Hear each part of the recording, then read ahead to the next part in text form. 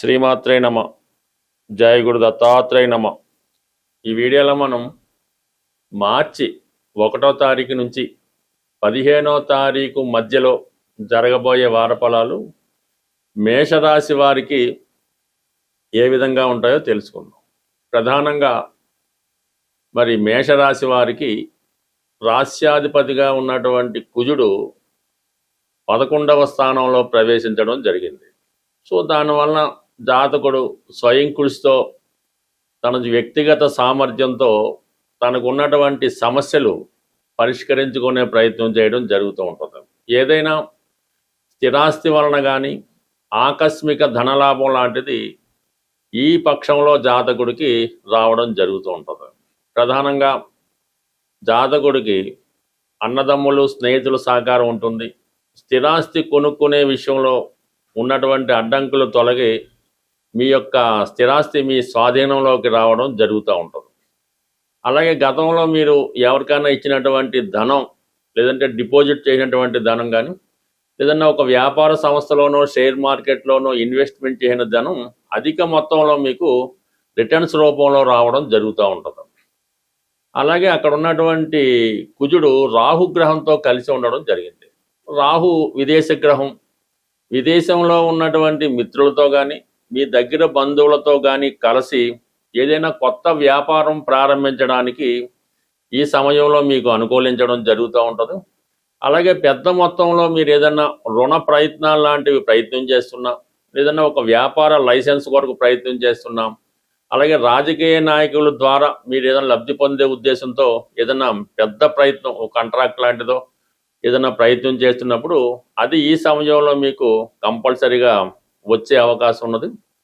ఇక మనకి ఇదే కుజుడు రవితో కలిసి సంచరించడం జరుగుతుంది. ఇంచుమించుగా మనకి ఈ మార్చి నెల 14వ తారీఖు దాకా కూడా ఈ రవి కుజులు సంచరిస్తూ ఉంటారు. ఇటు రాస్యాధిపతి పంచమాధిపతి కలిసి సంచరించడం అన్నది జాతకుడు తనలో ఉన్నటువంటి సామర్థ్యాన్ని విశేషంగా పెంచుకోవడం జరుగుతూ ఉంటుంది.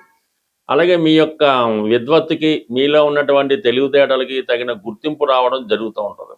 ఏదైనా ప్రభుత్వ ఉద్యోగం కొరకు కానీ పెద్ద పెద్ద సంస్థల్లో ప్రవేశానికి ఉద్యోగ ప్రయత్నం చేస్తున్న వారికి ఇది చాలా మంచి అవకాశాన్ని ఈ రవి కుజుల కలయిక మీకు ఈ పక్షంలో ఇవ్వడం జరుగుతూ ఉంది. అలాగే మీకు ఆల్రెడీ ఉద్యోగంలో ఉన్న వారికి అదనపు బాధ్యతలతో కూడుకున్న ప్రమోషన్ లాంటిది రావడం జరుగుతూ ఉంటుంది. ఇదే సమయంలో మీరు మీ సంతానంతో కలిసి ఏదైనా కొత్త వ్యవహారాన్ని ప్రారంభించడం కానీ, అలాగే మీ సంతానం యొక్క బెనిఫిట్ కొరకు వారికి ఏదైనా విలువైన వస్తువులు కొనడం కానీ, ఇవన్నీ కూడా సంతానం కూడా లబ్ధి పొందే అవకాశం ఉంది. మీ యొక్క అభివృద్ధికి మీ పిల్లల సహకారం కూడా సంపూర్ణంగా రావడం జరుగుతూ ఉంటుంది.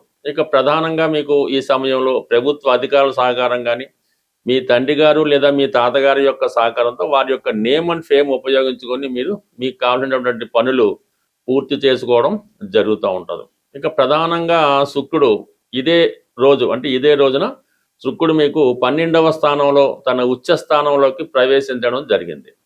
శుక్రుడు అటు ధనాధిపతిగా వ్యయస్థానంలో ఉండడం వలన కుటుంబ అవసరాల కొరకు, కుటుంబంలో జరిగే శుభకార్యాల కొరకు, వ్యక్తిగతంగా మీకు ఎవరికన్నా మీ కుటుంబంలో ఎవరికన్నా బహుమతులు ఇవ్వడం కానీ, వారికి ఏమైనా విలువైన వస్తువులు, బంగారు ఆభరణాలు లాంటివి విలువైన సమాచారాన్ని సమకూర్చడం, విలువైన వస్తువులు సమకూర్చడం జరుగుతూ ఉంటుంది. అలాగే కుటుంబ సభ్యుల శ్రేయస్సు కోరి ఏదైనా పుణ్య కార్యక్రమం నిర్వహించడం కూడా జరుగుతూ ఉంటుంది. ప్రధానంగా శుక్రుడు సప్తమాధిపతి వ్యయస్థానంలో ఉండడం వలన భార్యాభర్తల మధ్య అన్యోన్యత పెరుగుతూ ఉంటుంది. అలాగే మీ యొక్క గృహాన్ని, మీరు నివసిస్తున్నటువంటి కార్యాలయాన్ని కానీ గృహాన్ని కానీ చాలా అందంగా అలంకరించడం, కొన్ని ప్రత్యేకమైనటువంటి విదేశ వస్తువులు సేకరించడం కానీ జరుగుతూ ఉంటుంది. బట్ ఏదైనా కుటుంబ అవసరాల కొరకు విలువైన వస్తువులు సేకరిస్తారు. మీ ఇష్టమైన వారికి, అది కాక స్త్రీలకి విలువైనటువంటి బహుమతులు కూడా ఈ సమయంలో ఇవ్వడం జరుగుతూ ఉంటుంది. ఓవరాల్గా ఈ నెల, ఈ పక్ష ప్రారంభంలో ప్రధాన గ్రహాలన్నీ కూడా లాభస్థానంలో ఉండడం జాతకుడికి పలు విధాలుగా ఆదాయం వస్తూ ఉంటుంది. అలాగే మరి శుక్రుడు వ్యయంలో ఉండడం వలన కొంతవరకు విలాసవంతమైన జీవితాన్ని, విలాసమైన హోటల్లో స్టే చేయడం కానీ, ఖరీదైన వాహనాలు ఉపయోగించడం కానీ జరుగుతూ ఉంటుంది. అలాగే ప్రధానంగా ఈ పక్షంలో జరిగే ప్రధానమైన మార్పు ఏంటంటే గురుగ్రహం. గత కొంతకాలంగా వక్రగమనంలో ఉన్నటువంటి గురుగ్రహం భాగ్య వ్యయాధిపతిగా తృతీయ స్థానంలో ఈ మార్చి 11వ తారీఖున రుజు మార్గంలోకి రావడం జరుగుతూ ఉంటుంది. దీనివల్ల కొంతకాలంగా సందిగ్ధంలో ఉన్నటువంటి మీ విదేశ ప్రయాణం, విదేశంలో చదువుకుందామా, స్వదేశంలో చదువుదామా, లేదంటే ఇప్పుడు ఏదైనా దూర ప్రాంత ప్రయాణానికి ఏర్పాట్లు చేసుకుందామా, లేదంటే వీసా కొరకు ప్రయత్నం చేస్తున్నాం అన్నటువంటి విదేశ ప్రయత్నానికి సంబంధించినటువంటి ప్రయత్నాలు ఖచ్చితంగా అవి అమలు అంటే ముఖ్యంగా మీరు ఒక నిర్ణయానికి రావడం జరుగుతుంది.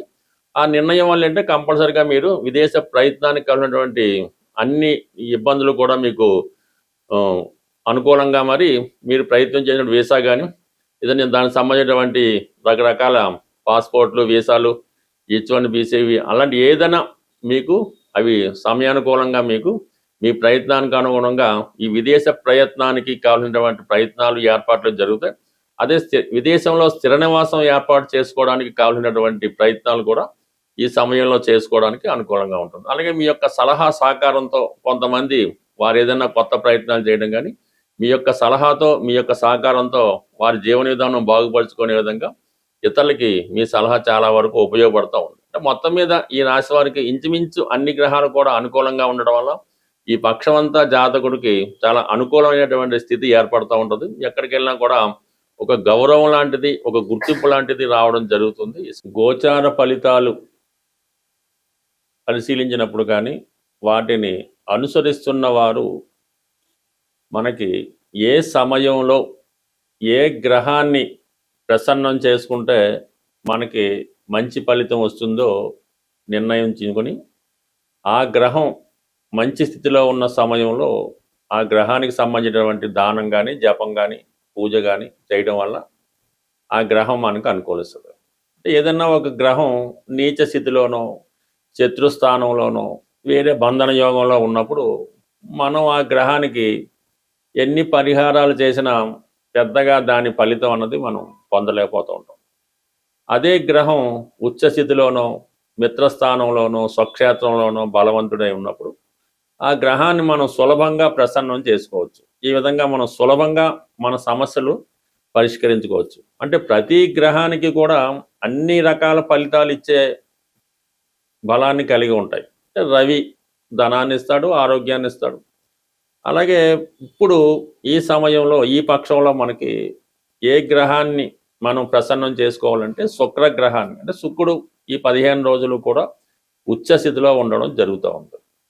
ఆ కారణం వల్ల ఏంటంటే మీరు శుక్రుని యొక్క కారకత్వాలు, శుక్రుడు అన్ని ఇవ్వగలడు, ఆరోగ్యాన్ని ఇవ్వగలడు, మృత సంజీవిని విద్య తెలుసున్నవాడు, అంటే మరణించిన వాళ్ళని కూడా బతికించగలడు. అంటే మరణం అంటే కేవలం ప్రాణం పోవడమే కాకుండా ఏ విధంగా వాడు జీవోత్సవంలో ఉన్నా తిరిగి ఐశ్వర్యాన్ని ఇచ్చో, ప్రాణం పోసో, శక్తినిచ్చో మళ్ళా జీవాన్ని నింపగలనమాట.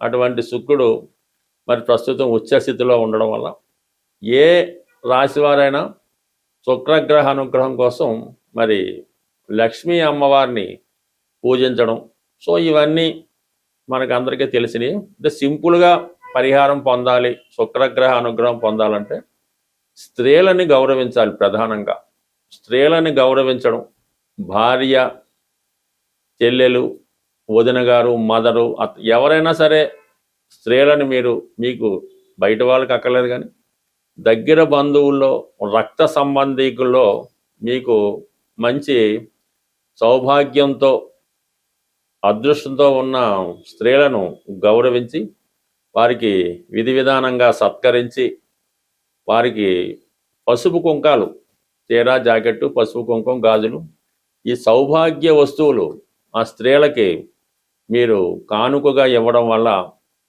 మరి అంటే వాళ్ళు అదృష్టంగా స్వీకరించాలి, వాళ్ళు మీ బాగును కూడా కోరుకోవాల్సి ఉంటుంది. అలాగే మనం ఎవరినైతే ఈ బహుమతులు సత్కరిస్తాం వాళ్ళు మీ యొక్క చెడును కోరుకుంటే మళ్ళీ ఇబ్బంది కలుగుతూ ఉంటుంది. ఈ విధంగా ఎవరైతే మీ యొక్క సత్కారాన్ని సంతోషిస్తారో, మిమ్మల్ని బాగుండాలని కోరుకుంటారో అటువంటి వారికి కనీసం 6 లేదంటే కనీసం 2 అయినా సత్కరించడం వల్ల కంప్లీట్గా మీరు శుక్రగ్రహ అనుగ్రహాన్ని సంపూర్ణంగా పొందడం జరుగుతూ ఉంటుంది. కాబట్టి మరి ఈ సమయంలో మీరు అలాగా సత్కరించవచ్చు. లేని పక్షంలో మరి శ్రీ సూక్తం కానీ, కనకదార స్తోత్రం కానీ, లక్ష్మీ స్తోత్రం కానీ పారాయణ చేయొచ్చు. లేదు ఇవన్నీ కుదరదనుకుంటే శుక్రవారం రోజు ఏదైనా అమ్మవారి ఆలయంలో, స్త్రీ దేవత ఆలయంలో ఎరుపు రంగు పుష్పాలు, గులాబీ పువ్వులు కానీ మందార పువ్వులు కానీ ఒక 6, అలాగే 6 దానిమ్మ పళ్ళు